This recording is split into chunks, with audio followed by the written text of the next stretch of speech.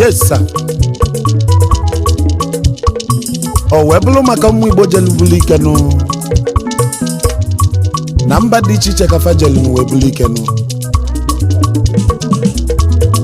n'ezie na ụmụ Igbo Akarigo egwu nụ a na-esi ndị nwere Igbo bongo ọbịa ọyọlịma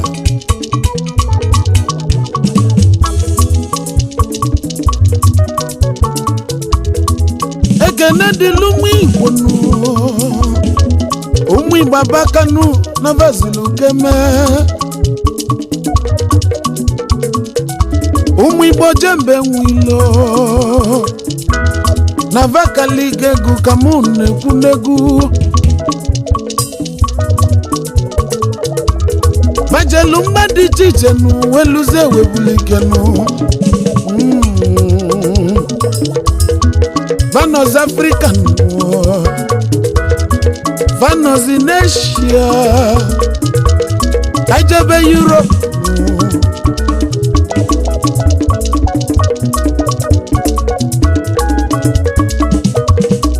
Ajebe Arab countries in each other, and I'm moving back a little bit. Umi Bojambe Wilanu, Anamakano.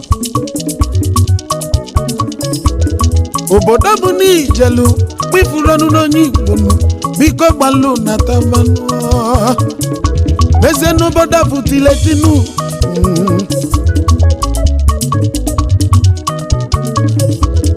ụmụ Igbo na-agba mbọ nụ meze na vanachula kabanụ ụfọdụ na-azụ abịa nụ ụfọdụ na-alụ ọlụ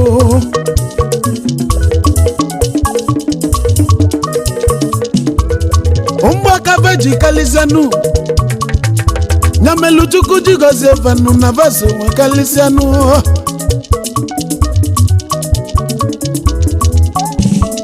Nezenu ụmụ Igbo na bambo dị iche iche nụ ụmụ Igbo no dey carry last o Nezena chuku gozila anya gozinu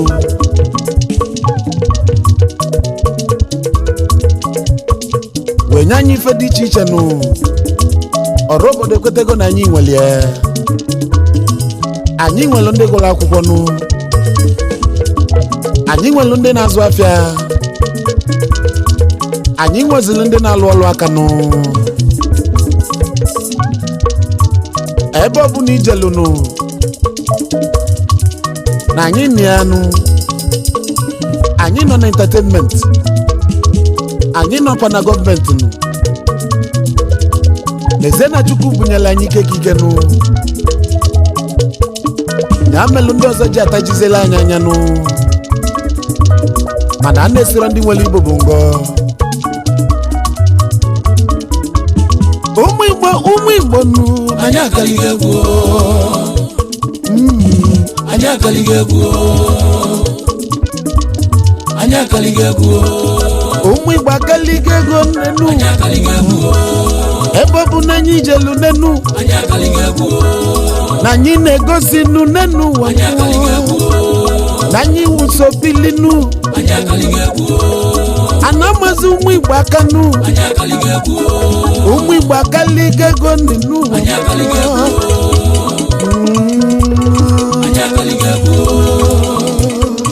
yes sir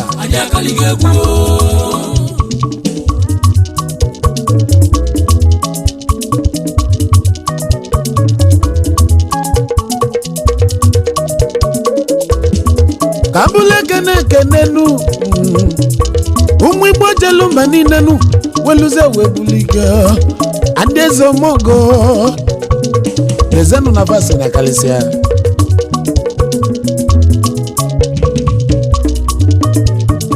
Honorable Collins Chukwu kere ọsọ iwu Ogbueruzo 1 na Chimbieri Director Link Service and Perfect Link Limited, London, United Kingdom. CEO, Imperial Oak Preparatory School, London, United Kingdom. A Lord in Dakar, Senegal. Osimu kenezigbo lọlọ ya nụ.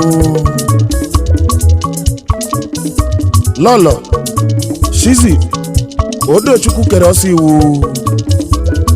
Nwanyị m obi dị ya.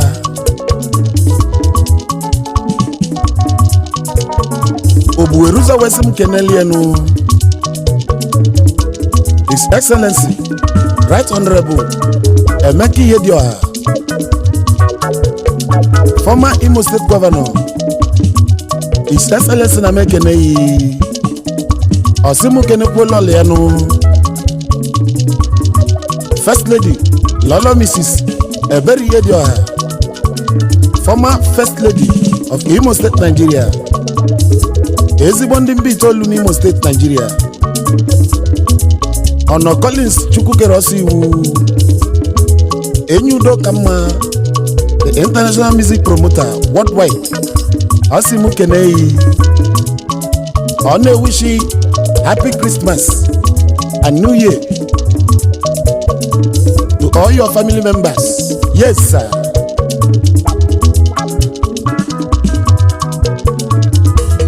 Kabuzele gunke nodogu onyo gadili manu omogo noduso. His Royal Majesty Eze Odinaka Chukwujiwu, CEO Hamish Cats, Austin, Texas, United States of America. CEO Odonko Plaza, number 7 Waturocha Street, Ikenebu, Owerri, Imo State. Our future Imo State Governor, ex-president, Confidence Press Club in Dakar, Senegal. Eze Odonko na Dakar, Senegal. Onatradike mma na Isunjaba. Karisia na Austin, Texas, United States of America. Osimu kenenula liyanu onyo gadili Eze nwanyị First Lady Lolo Mrs. Ugeze Ifenyinwa Chukwujiwu, Osodieme. Onde anyị ka mma na-abara anyị mbanụ. Ezigbo onye duru oji mmadụ, Isu Obish, Isu, Imo State, Nigeria.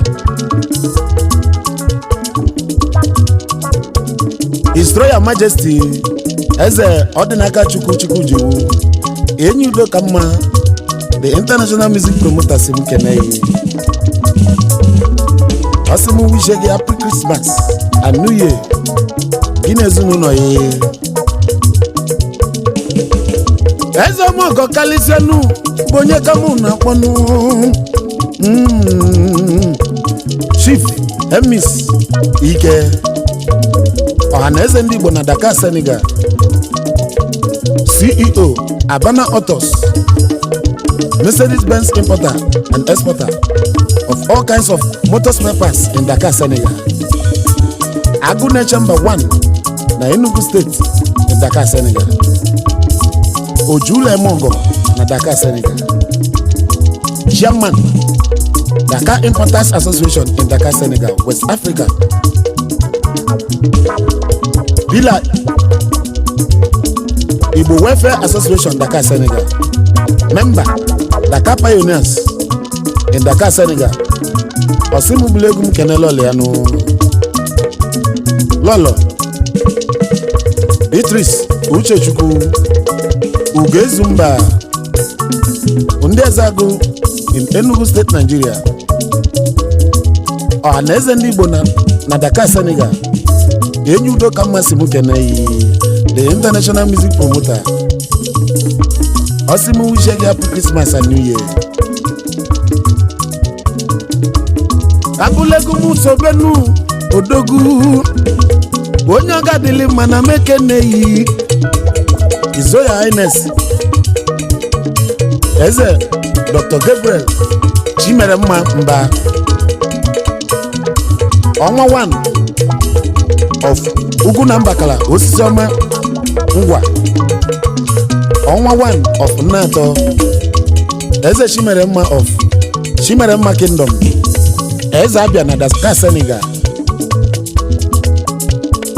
Ọbara Tule Dibia CEO Capital Global Resources Nigeria Limited, the founder of Nnato Development Union Dakar Senegal, founding founder Umunnoshi Progressive Union Dakar Senegal, member Unique Friends Club Togo. Osimukene Lolianu Lolo Mrs. Ifenyinwa Juliet Mba Ugeza Abia Onde Abia State Nigeria no gabilu no manu Eza Abia of Senegal Enyudo kama Simukene the music promoter worldwide. Asimu wish you happy Christmas and New Year. Ambulegu Mukeno Dogu Honorable Shidi Solomon Iwundo, CEO Solomanda's Place Limited, Prime Minister Odomko Kingdom in Dakar, Senegal, former Vice President Confidence Friends Club Dakar, Senegal, President Egwu Progressive Union Dakar, Senegal, Chief Omiyuku 1 na Akabo Aka 1 of Akabo, the G-Money General Papa Jimato Osimukene Lolianu Lolo Mrs. Adora Christiana Chidi Wundo Adaji Ife Mama Jimato Director of Solomanda's Kitchen International Kingdom Onde Akabo in Imo State, Nigeria, G-Money London Enyudo Kama Simukene, the international music promoter. Happy Christmas and New Year to your family. Umwe bakaliga gonenu ayakaliga buo eze nanyi sobilio ayakaliga buo ifa kuluka nyi nenu ayakaliga buo banyi meluka nyi nefu nenu ayakaliga buo eze ni Igbo bu enyinu ayakaliga buo umwe Igbo bu ijele ayakaliga buo Ogbefi Obinanu si Nwokonkwo Onyoma Dalunu Obi Costa Road Gambia Ezi nwanyi dị asọ Enugu Ajaishi Ekwusigo Local Government Anambra State, Nigeria, the youngest landlord na Gambia, CEO Dimas Concept Nigeria Limited, CEO Obiokonkwo Investment Nigeria Limited, CEO Obilong Global, CEO Sidon Investment, co-dealers in all kinds of auto spare parts, trucks, car, electrical, building materials, Vice Chairman, Epusigo Family Association Gambia, Member, Igbo Community Gambia, Member, Anambra State Indigenous Association, Asia, First Treasurer, Young Dynamic Friends Club, Osimukene Lolianu, Lola Mrs. Uju Eziwanne Okonkwo, Osadebe, Nwanne First Lady Sidon, Agụnwanyị na Gambia, Ijere Butike na mba niile, Onye Nnukwu Ajaishi, Ekwusigo Local Government, Anambra State, Nigeria, Osimukene Mpi Ọfụlụ n'anya, Chief Sir W.O. Okonkwo, Ishi anyị dị asọ na Ishi, Ekwusigo Anambra State, Osimukene ezigbo ọmụmụ ya ọfụlụ n'anya, Late Lady Florence Onyebuchi Okonkwo, may her soul rest in peace, amen. Sidon Investment, Enyudo Kama, the international music promoter Simukene. Happy Christmas and New Year to all your families. Kambulegu muke no dogu. Honorable Humble Prince Peace Aharanya Ojivise Mogo 1 na Moscow, Russia. CEO Ama Peace Travel and Logistics Global Nigeria Limited.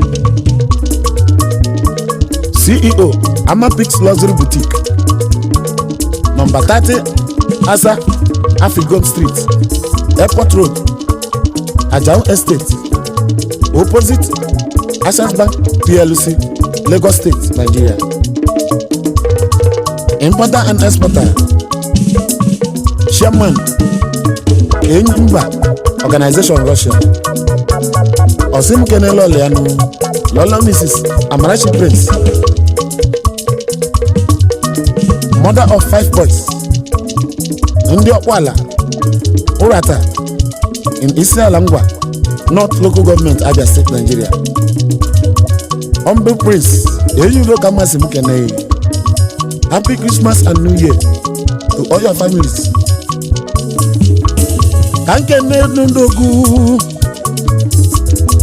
High Prince Mr. Joseph Obalemu Devi, Joe Best Worldwide, CEO Joe Best Ventures International Limited, Chairman Agulere Meeting in Dakar, Senegal, Treasurer of Omambala Meeting in Dakar, Senegal, Member of Cycle of Friends Social Club, Dakar, Senegal, Umwezora Royal Family, Enugu Agulere, Idueri Kingdom. Osimu Kenelo Leano, Lola Mrs. Mami Udevi, Okuloka Umuwanyi, Undi Ezora Enugu Agulere in Anambra State, Nigeria. The best worldwide. Enudo Kamasimu Kenelo. Happy Christmas and New Year to all your family.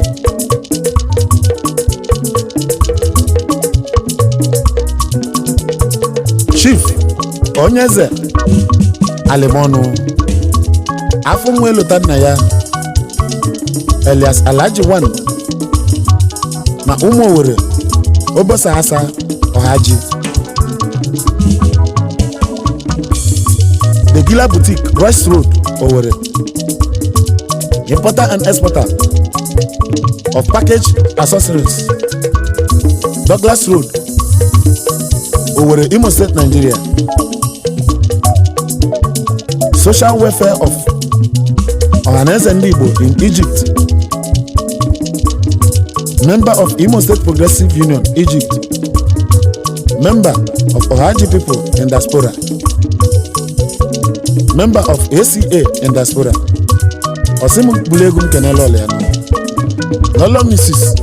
Chioma Onyeze Alimono. Enyi Dia 1 na Asa Ohaji. Eje butike na Mbanine. Eje butike na Saudi Arabia. Kele Onyeze Patarego na Sisi. Umowere Obosa Asa Ohaji in Imo State, Nigeria. Egypt base. Afumwelo Tanaya. Enyudo Kamasimu Kenelo.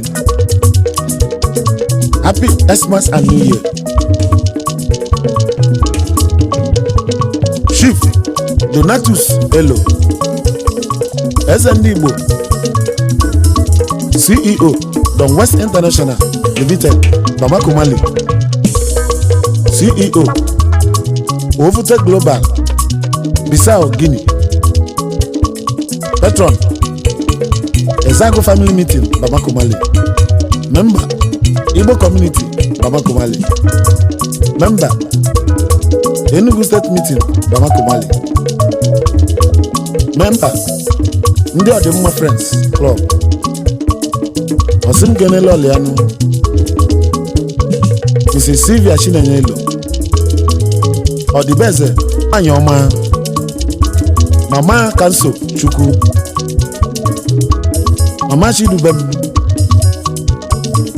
SND Igbo, Matarago Nensisi no, Eje Boutique no,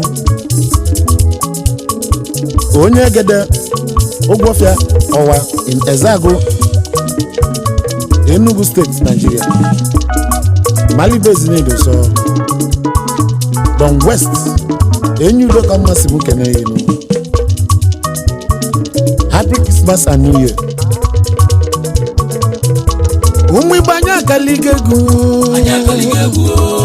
Nezenu ndeji bilinu. Umibanya jemba. Anyi na jemba na notanu. Ebo kuni jalo na nyima. Ubode kwete go na nyima. Akarigo.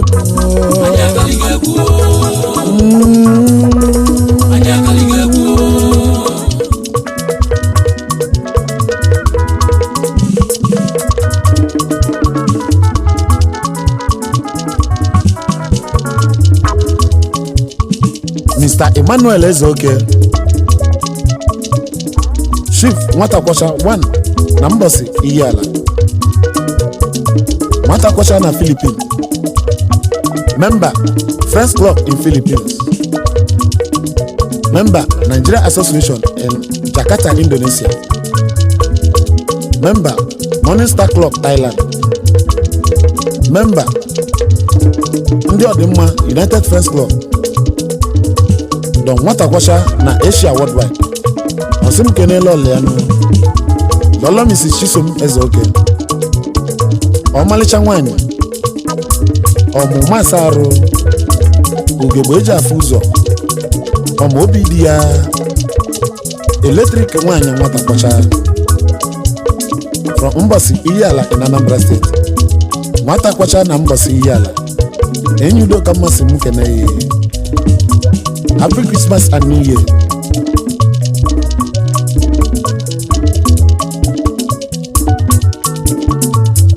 Kambulegu muke nodogu Mazi emenike mokugwo Umbakwa bogide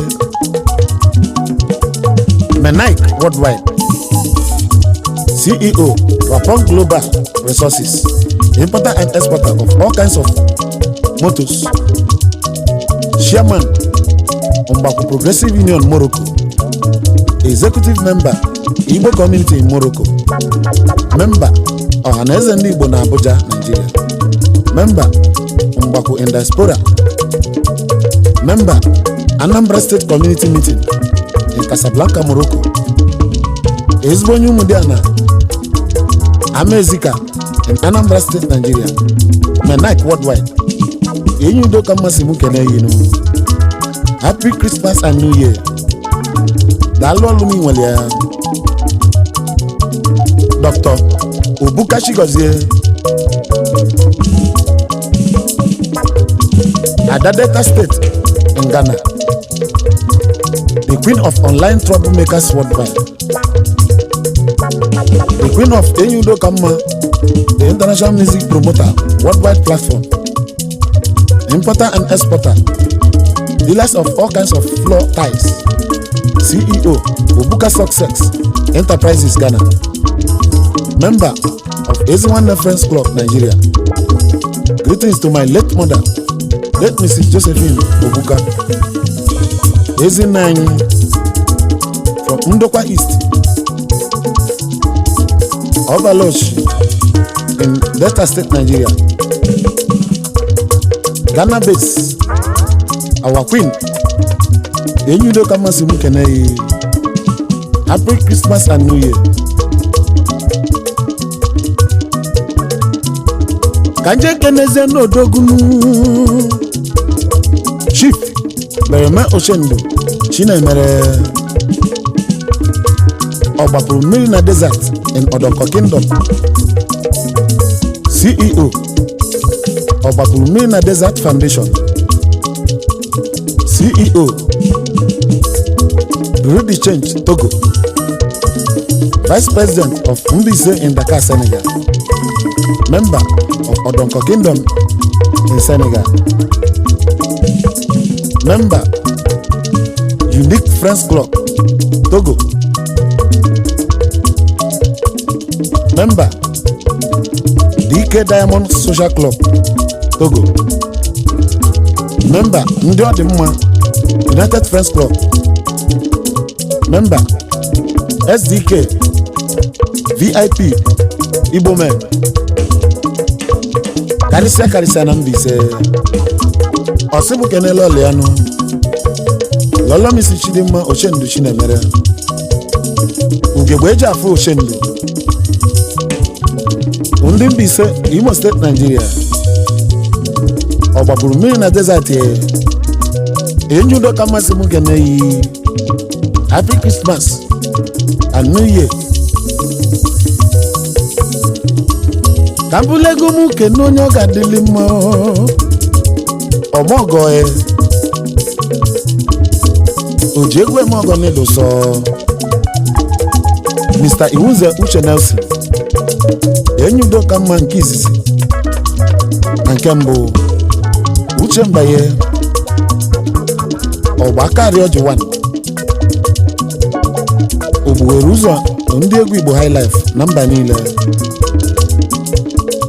an international music promoter worldwide mmecha ọhịawa nke izizi na nke mbụ na mba niile founder Dakar Pioneers Dakar Senegal